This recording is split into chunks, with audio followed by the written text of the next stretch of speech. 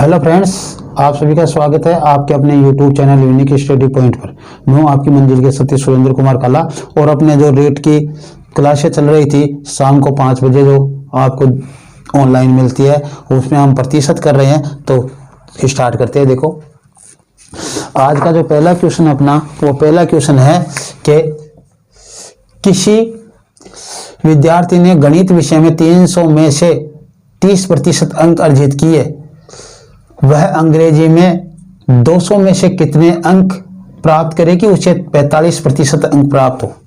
ठीक है, 300 में से देखो 30% अंक प्राप्त किया, 300 के 30% निकालोगे आप तो 90 नंबर हो गए। ठीक है, कुल नंबर कितने हो गए? 100 और 200 और 300 500।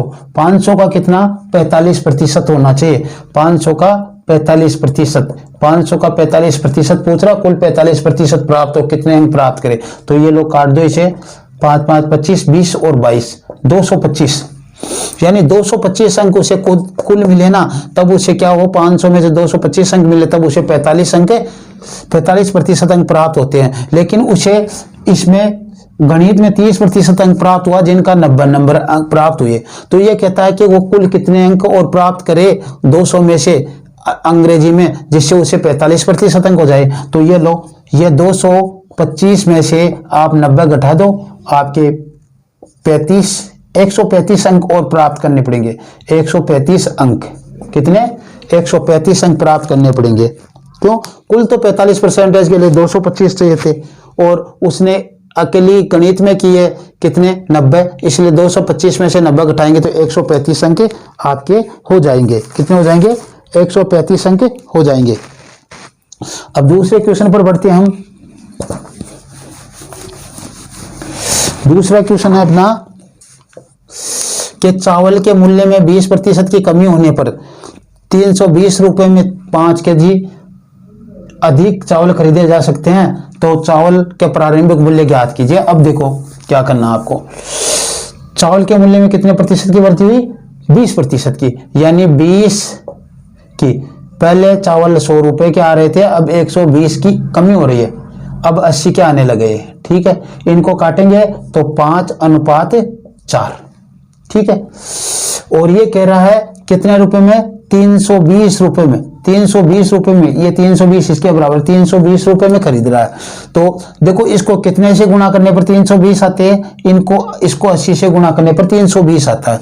तो इसको 80 से गुणा करें तो कितने आए? 80 से गुणा करें तो ये 400 हो जाएंगे। ठीक है, ये प्रारंभिक मूल्य याद कर रहा है कि पहले कितना मूल्य था चावल का। अब देखो कितना हो गया ये, इन दोनों का अंतर कितना हुआ? इन दोनों का अंतर हो गया 80। और चावल कितने अधिक मिल रहे हैं? चावल मिल रहे हैं 5 किलो अधिक। कितने? 5 kg। और रुपए कितने कम हो रहे हैं? 80।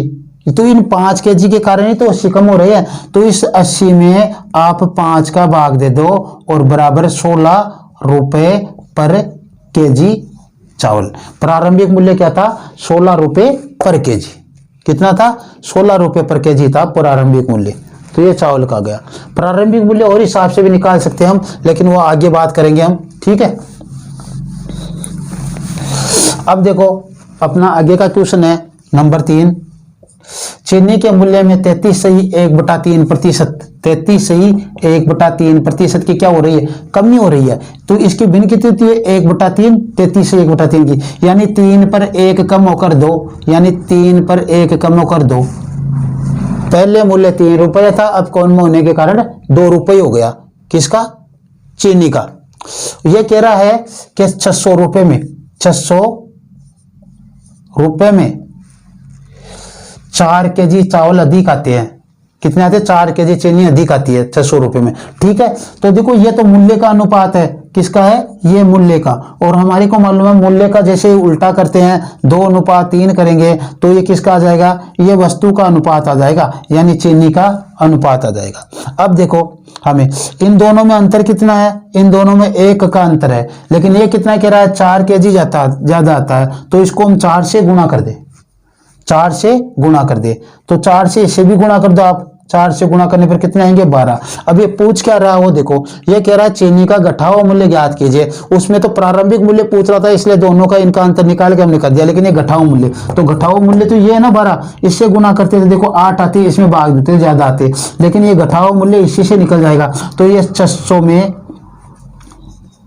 चीनी का घटा हुआ मूल्य, चीनी का घटा हुआ मूल्य क्या हो जाएगा, 600 में आप भाग दे दो किसका, 600 में भाग दे दो आप 12 का, 600 बटा 12 और 12 पंजे 60, यानी 50 रुपए पर केजी। चीनी का भाव क्या है घटने के बाद 50 रुपए पर केजी था क्या। अच्छा, प्रारंभिक मूल्य, प्रारंभिक मूल्य है देखो, अब इसको हम गुणा करते देखो, मान लो 4 से, तो कितने आ गए 8 वस्तु आ रही है, तो 8 का 600 में भाग देते, ये प्रारंभिक मूल्य हो जाता है, 8 का 600 में भाग देते, 15 चौक 60, 150 और यहाँ पे 2 बार 75 रुपये हो जाता, कितना हो जाता 75 रुपये हो जाता उस समय। तो इस तरीके से, लेकिन हमें घटा हुआ मूल्य ज्ञात करना था तो वो 50 रुपये आ गया। ठीक है, अब देखो आगे का जो क्वेश्चन है उसमें दोनों ही मिक्सअप दिए है, दोनों ही मिलाकर दिए है, इसलिए मैं आपको बता रहा हूं, आगे आगे जैसे जैसे आपके क्या है कंफर्म होती जाएगी क्लास।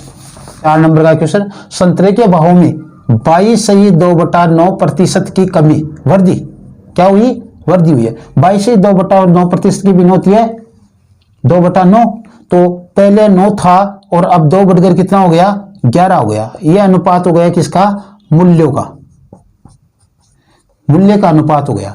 अब ये कह रहा है 99 रुपए में, कितने में 99 रुपए में कितने किलो, 4 संतरे अधिक आते हैं, 4 संतरे, किलो नहीं है, 4 संतरे अधिक आते, कम आते हैं। ठीक है, महंगाई हुई तो कम ही आएंगे। अब इसको हम बदलेंगे जैसे, तो क्या हो जाएगा, संतरों का अनुपात आ जाएगा, ये हो जाएगा 11:9। ठीक है, दोनों में अंतर कितने का, दोनों में अंतर 2 का है, लेकिन ये क्या कह रहा है 4 ज्यादा आते हैं, तो इसे 2 से गुणा करते 4 ज्यादा आ जाएगा, तो इसे भी आप 2 से गुणा कर दो 18 हो जाएंगे, और इसे भी आप 2 से गुणा कर दो कितने हो जाएंगे 22 हो जाएंगे। देखो ये कह रहा है दोनों प्रति कितने संतरे वृद्धि हुई, यानी प्रति संतरा कितने की वृद्धि हुई, यानी दोनों मूल्य का अंतर निकालना हमें, तो इसमें हमने दोनों कर लिए। 99 रुपए की कहानी है, इन दोनों से करना है। ठीक है, अब देखो इन दोनों से कैसे करें, प्रारंभिक मूल्य, प्रारंभिक मूल्य, प्रारंभिक मूल्य क्या हो जाएगा, 99 में इस 22 का भाग दे दो, क्योंकि 99 रुपए में 22 वस्तु आती थी, ये वस्तुओं का अनुपात हो गया ना, तो 11×9 और 11×2 कितना हो गया 4.50 रुपए। ठीक, अब आगे क्या है, बढ़ा हुआ मूल्य, बढ़ा ही तो है मूल्य,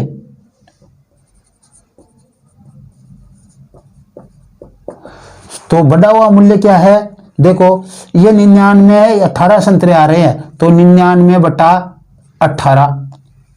ठीक है, पहले 22 आती थे, अब 18 आ रहे हैं, तो 9 से काटेंगे तो 11 और 9 दूनी 18, क्या हो गए 5.5 रुपए। ठीक है, प्रति ऑरेंज है ये, यहां पे भी प्रति ऑरेंज है, हर संतरे का इतना रुपया लग रहा था, ये किलो में नहीं है, ये हर एक संतरे का मूल्य है। ठीक है, ये आ गया हमारे पास। अब ये कह रहा संतरे के मूल्य में कितने प्रतिशत की वृद्धि हुई, वृद्धि पूछ रहा ना, तो प्रति संतरा मूल्य वृद्धि कितनी हो जाएगी, अब आ रहे 5.50 के, पहले आता था 4.50 का, तो 1 रुपये की प्रति संतरे की वृद्धि हो गई, 1 रुपया हर संतरे पर बढ़ गया। इसका मतलब है यहाँ पे किलो भी लिखा हुआ आ सकता है, वो एक ही बात है, इस तरीके से ही करना है। ठीक है, अब आगे बढ़ते हम।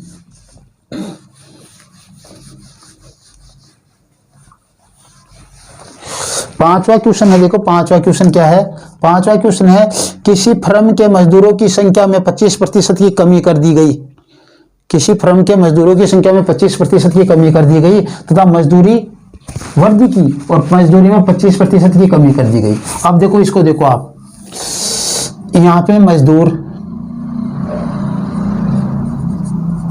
और यहाँ पे मजदूरी, ध्यान देना क्या कह रहा है, देखो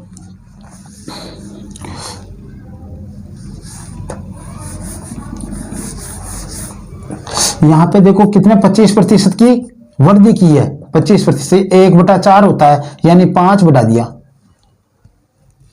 क्या बढ़ा दिया? 5 बढ़ा दिया। पहले 4 था, पहले 4 मजदूर थे, अब 5 मजदूर हो गए।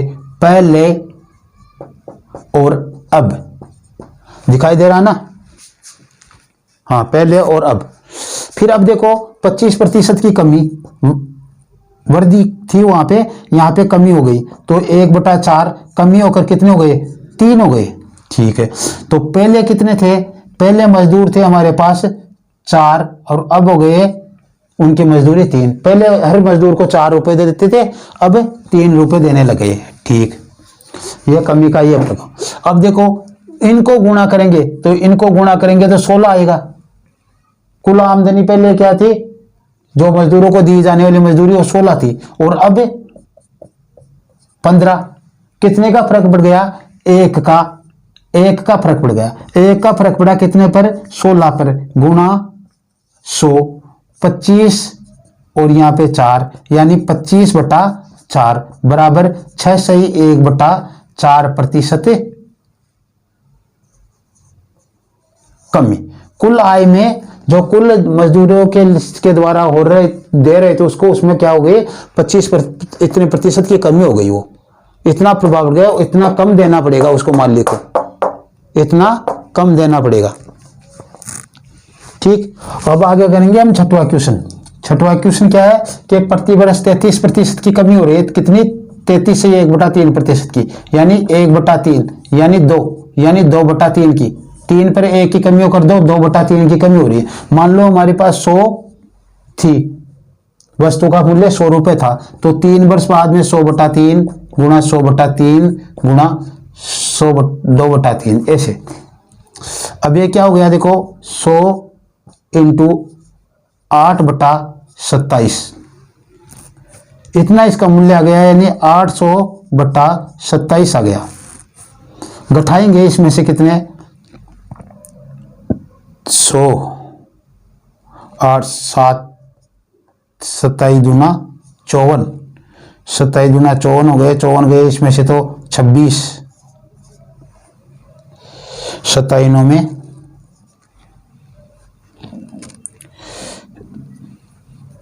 243, 7, 1, 0, 27 कैसे 27 चौक 104, 108, 27 पंजे 135, 162 बच गए 8। इतना आ गया हमारे पास। ये कम होते होते 100 से कितने पर आ गया? इतने पर आ गया। तो हमारे पास जो कुल कमी आएगी वो कितनी आ जाएगी? देखो कुल कितनी कमी 100 था पहले, 100 में से ये घटा दो, अब यही तो बचा, तो 29.63 घटा दिए तो 70.37, 70.37% की क्या हो गई? कमी हो गई। 70.37% की क्या हो गई? उसमें कमी हो गई। वैसे आप करते तो 3 की जगह 2 हो रहा है, 3 की जगह 2 हो रहा है, 3 की जगह 2 हो रहा है, कितने आ जाएंगे? ये हो गया आपके 27 और इधर हो गया आपके 8। अंतर कितने का? 19 का है। तो 19/27 गुणा 100, 1900 में आप 27 का भाग दोगे, 27 संते 189, 27 7 189, बच गए कितने? 89, 1 शून्य भाग जाएगा नहीं, यहाँ पे 0.27 थी 81, फिर बच गए 19, वही तो कितना आएगा? 70.37% की कमी हो गई पहले से। ठीक है, इस तरीके से करना है। ओके, आज की क्लास में इतना ही। यदि ये क्लास आपको पसंद आई हो तो इसे आप शेयर कीजिए, लाइक कीजिए और सब्सक्राइब कीजिए यदि नहीं हो तो, और अपने साथियों से भी करवाइए। अपने यहाँ पे प्रतिशत चल रहा है जो आपको 5 बजे क्लास मिलती है। Okay, thanks, bye.